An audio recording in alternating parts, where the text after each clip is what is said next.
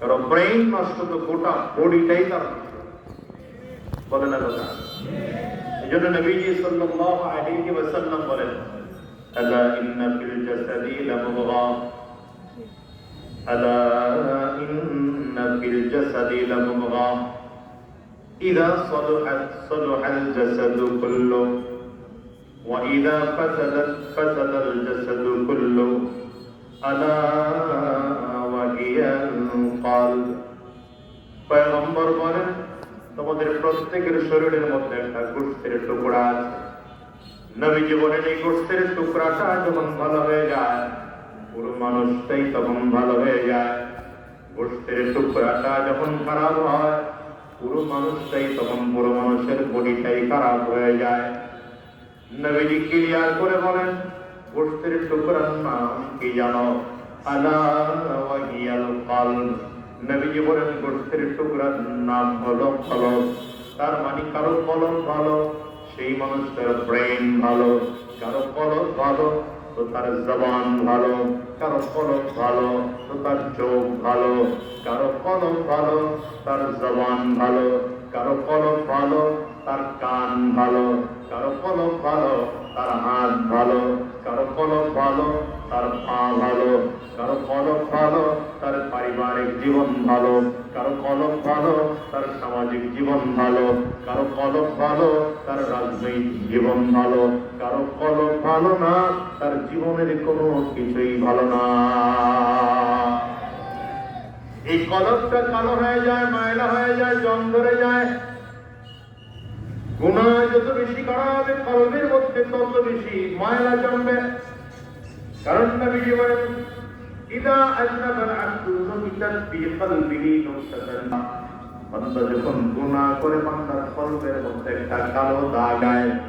বান্দা একটা গুনাহ করেছে তো কলবের মধ্যে একটা কালো দাগ পড়ে গেল। দ্বিতীয় গুনাহ করেছে, বান্দার কলবের মধ্যে কালো দাগ পড়ে গেল। আবার গুনাহ করেছে তো কলবের মধ্যে কালো দাগ পড়ে গেল। আবার গুনাহ করেছে তো কলবের মধ্যে কালো দাগ পড়ে গেল। বান্দা যখন গুনাহের কাজে অভ্যস্ত হয়ে যায়, তখন পরিষ্কার কলবটা কালো হয়ে যায়। এই কালো হয়ে গেলে, ময়লা হয়ে গেলে পরিষ্কার কলব আর তার থাকে না। এই অন্ধকারাচ্ছন্ন কলব দিয়া, দাগওয়ালা কলব দিয়া নামাজ ভালো লাগে না, জিকির ভালো লাগে না, পর্দা ভালো লাগে না, হালাল পন্থা ভালো লাগে না, দ্বীনের রাস্তায় চলতে মনে চায় না, সব জায়গায় খারাপ কাজ করতে মনে চায়। তখন পারিবারিক জীবনেও মানুষটা খারাপ হয়ে যায়, সামাজিক জীবনেও মানুষটা খারাপ হয়ে যায়, ব্যক্তিগত জীবনে মানুষটা খারাপ হয়ে যায়, সামাজিক জীবনেও মানুষটা খারাপ হয়ে যায়, রাজনৈতিক জীবনেও মানুষটা খারাপ হয়ে যায়। ঠিক না বেঠিক? জোরে বলেন। ক্ষমতার কাছাকাছি আসলে পুলি পাল্টায় যায়। বলেন ঠিক কিনা? আগে থাকে এক ধরনের কথা, ক্ষমতার কাছাকাছি আসলে কথা ঘুরে যায়। কারণ হলো ওই যে কলব ঠিক নেই। এই কলবের কারণ, কলবের ময়লা, কলবের জং যদি পরিষ্কার করতে হয়, তো নবী বলেন, লিকুল্লি শাইইন ইনতিকালা ওয়া ইস্তিকালাতুল কুলুবি যিকরুল্লাহ। নবীজি বলেন, প্রত্যেকটা জিনিস জং ধরে গেলে যেমন পরিষ্কার করার একটা যন্ত্র আছে, মানুষের কলবের মধ্যেও যখন ময়লা ধরে যায়, জং ধরে যায়, এই ময়লা জং আর কলবের ময়লা পরিষ্কার করা যন্ত্র হলো একমাত্র আমার মাওলা পাকের জিকির। বলেন কার জিকির? বলেন কার জিকির? সকালবেলাও জিকির করো, বিকাল বেলাও জিকির করো, হাঁটতেও জিকির করো, বসে আছো জিকির করো। হাঁটতেছো জিকির করো, ব্যবসার কাজে আছো জিকির করো, দোকানদার ভাই দোকানের কাজ করো তো জিকির করো, রিক্সাওয়ালা ভাই রিক্সা চালাও তো জিকির করো।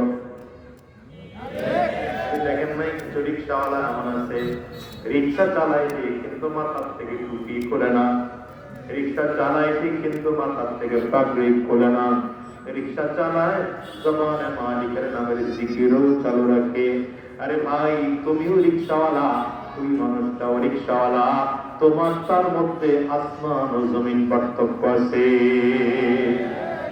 দুনিয়ার মানুষের দিক থেকে হয়তো দুইজন সমান, আল্লাহর কাছে ওই রিকশাওয়ালা যার জবানে জিকির আছে, যার মাথায় নবীর সুন্নতি টুপি আছে, যার মুখে দাঁড়িয়ে আছে, যে দ্বীনের রাস্তা চলে, যে মানুষের সাথে ধোঁকাবাজি করে না, ওর দাম আল্লাহর কাছে দুনিয়ার সব মানুষের থেকে বেশি। বুঝলেন নাই কথা? এই জন্য বলি রিকশাওয়ালা ভাই, পা দিয়ে পায়ের কাজ করতেছো, হাত দিয়ে হাতের কাজ করতেছো, জবান খালি আছে, জবানটার মালিকের নামের চালু জিকির চালু রাখো, মালিকের নামের জিকির দিয়ে জিহ্বাটারে ভিজায় রাখো। এই সিএনজি ওয়ালা ভাই, সিএনজি চালাও, মালিকের নামের জিকির চালু রাখো। মুদি দোকানদার ভাই, দোকানদারি করবার জবানে জিকির চালু রাখো। হ্যাঁ, ইমানদারের জন্য 24 ঘন্টা জিকিরের আমল করা উচিত। জিকির এমন একটা আমল, রব্বুল ফাযকুরুনি আযকুরুকুম ওয়াশকুরুনি ওয়ালা তাকফুরুন। আল্লাহ বলেন, তুমি আমার জিকির করলে আমিও তোমাকে স্মরণ করি। হয় না? সুবহানাল্লাহ, হয় না? হয় না? আর জোরে আওয়াজ দিয়ে চিল্লায় জোরে বলা যায়। আল্লাহ বলেন, তুমি আমার জিকির করলে আমি তোমার স্মরণ করি। হ্যাঁ, বান্দা আল্লাহর জিকির করলে আল্লাহ বান্দাকে স্মরণ করে। কারণ রবের নাম যখন বান্দা নেয়, বান্দা যখন রবের নাম নেয়, মালিক বান্দার প্রত্যেকটা ডাকের সাড়া দেয়। বান্দা প্রত্যেকটা ডাকের সাড়া দেয়। বান্দা বলে সুবহানাল্লাহ। আল্লাহ বলেন, তুই আমাকে বলি পবিত্র সত্তা, আমি তোরে পবিত্র বানায় দিলাম। বান্দা বলে ইল্লাল্লাহ, বান্দা বলে লা ইলাহা ইল্লাল্লাহ। আমার কলবে আল্লাহ ব্যতীত আর কেউ নাই, আমার রিজিক দাতা কেউ নাই, আমার ইবাদত বন্দেগী করার আর কেউ নাই, আমাকে ক্ষমতা দেওয়ার মালিক কেউ নাই। আল্লাহ বলেন, আমাকে স্বীকার করলে আমি তোর টোটাল জীবনের দায়িত্ব নিয়ে নিলাম। এবার বান্দা জিকির করে করে করে করে দিনের হালাত যখন এই হয়ে যায়, এখন বান্দা আর মনে আর চায় না। এখন বান্দার দিল শুধু বলতে মনে চায়, আল্লাহ তুমি আমার কাছে আসো, আর কেউ নাই। আমার এখান থেকে বাড়ি বের করে দিলাম, টাকার মহাব্বত বের করে দিলাম, সম্পদের মহাব্বত বের করে দিলাম, সন্তানের মহাব্বত বের করে দিলাম, স্ত্রীর মহাব্বত বের করে দিলাম, ক্ষমতার মহাব্বত বের করে দিলাম, পীরগিরি বের করে দিলাম, মুফতিগিরি বের করে দিলাম, বক্তাগিরি বের করে দিলাম, মেম্বারি চেয়ারম্যানি বের করে দিলাম।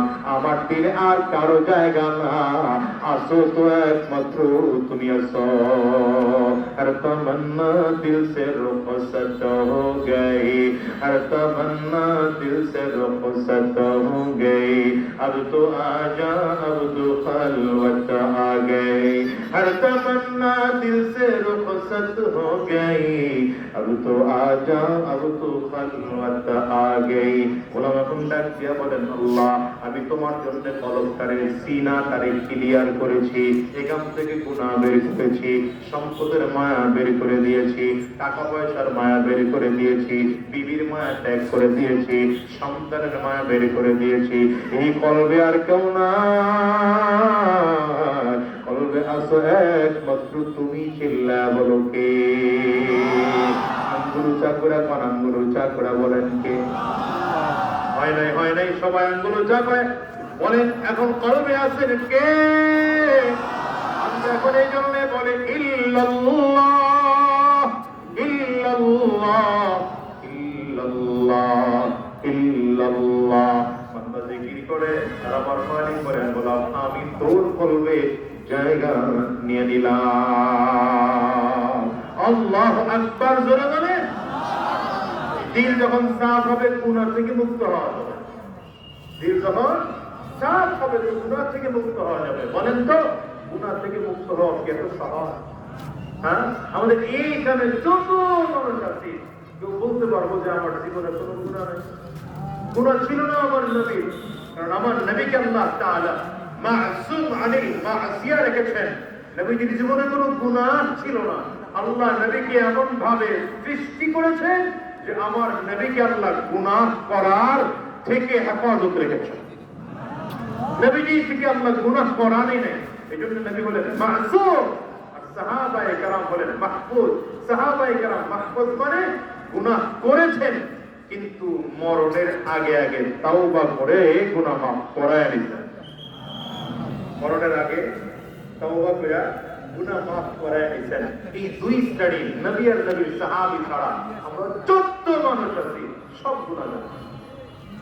বলেন না আমরা সব, বলেন না জোরে বলেন না, নিজের গুনাহ নিজে এত নেককার দাবি করে লাভ নাই, সব গুনাহগার। কথা বলেন না, আমরা সব গুনাহগার, নেককার দাবি করে লাভ না। নেককার দাবি করে লাভ কি মিয়া? গুনাহগার যদি মনে করি তাওবা নসিব হবে। গুনাহগার যদি মনে করি তো রবের সামনে আমি বিনয়ী হয়ে দাঁড়াবো। গুনাহগার যদি নিজের মনে করি অহংকার ঢুকবে না। গুনাহগার যদি নিজের মনে করি তাহলে নিজের চোখে পানি আসবে। আর নিজের যদি বড় বড় বুজুর্গ মনে করি তাহলে চোখ দিয়ে পানি বেরোবে না। শয়তানের আরেকটা ধোঁকা, ঠিক না বলে? না জানো আমি তো জানি